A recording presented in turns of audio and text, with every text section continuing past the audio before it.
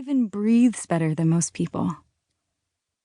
You change your screen back to the map and trace the plane's path with your finger, but before you can get to California, the screen interrupts itself with an ad for car rentals. Rude, you think, flipping it back to Benedict Cumberbatch. He's leaning against a wall, laughing. He's putting a toothpick between his teeth. Kath doesn't understand why you find him attractive when he's so ordinary. Small eyes, she says. Pinched mouth. But it's his ordinariness that makes him attractive. Anyway, he's number 2. Josh Harris is and always will be number 1. You sneak another glance at him, at his perfectly straight nose and at his ear, which is sporting a diamond stud. The plane lurches. Flying is a suspension of disbelief, your dad said before you boarded to leave home. Now you know what he means. How does the plane stay up? It's ridiculous. Nothing makes sense. You lean your head back on the headrest and try not to think about lice. The engine noise is louder than you remember from the flight over, but you were too excited and nervous that time to properly pay attention. Or maybe this time, because you are in the very last row with your back pressed up against the end of the plane with no way to tip your chair back, it just sounds different. Anyway, right now, everything is too loud. The roar of the engine and the voices of your classmates and the other passengers and the way Mr. Appleby keeps standing up and saying, "Hey," and then sitting back down again as though his work is done. No one is quieter after one of his heys, which are completely ineffectual, except in getting the passengers who aren't in the band to look at him and then sigh, annoyed. It's the return half of your first plane trip, first time out of the country, first time for a lot of things. But nothing happened, except the fight with Kath, which sucks. Paris should have been the backdrop for so many amazing things, but it wasn't.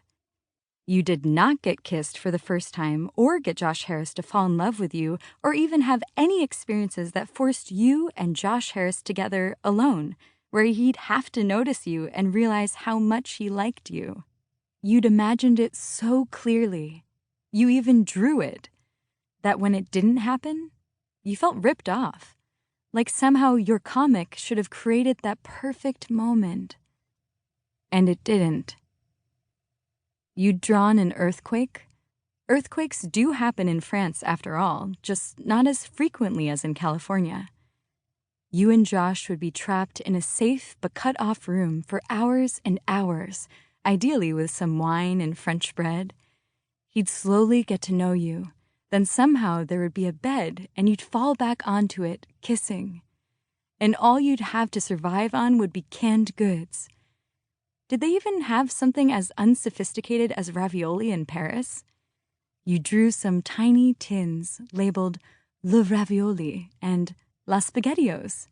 Your next idea was an elevator breaking down, one of those tiny Parisian cage ones you've seen in movies, forcing you next to each other to wait for rescue.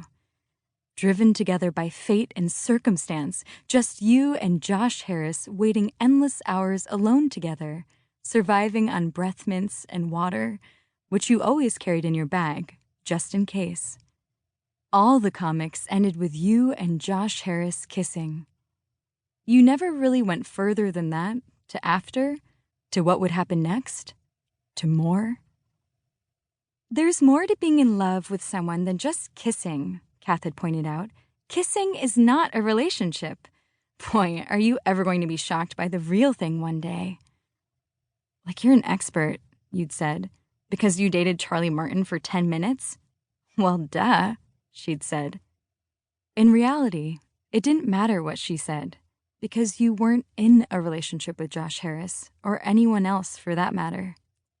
For most of the trip, Josh Harris hung out with Fitzy and all of those loud boys, same as at home, running down Paris sidewalks as though they were in the gym at the Y, high-fiving and generally being oblivious to you, Elyse Schmidt, staring moonily after him. Stop staring at him so moonily, Kath had said. Either talk to him or don't, but all the mooning about...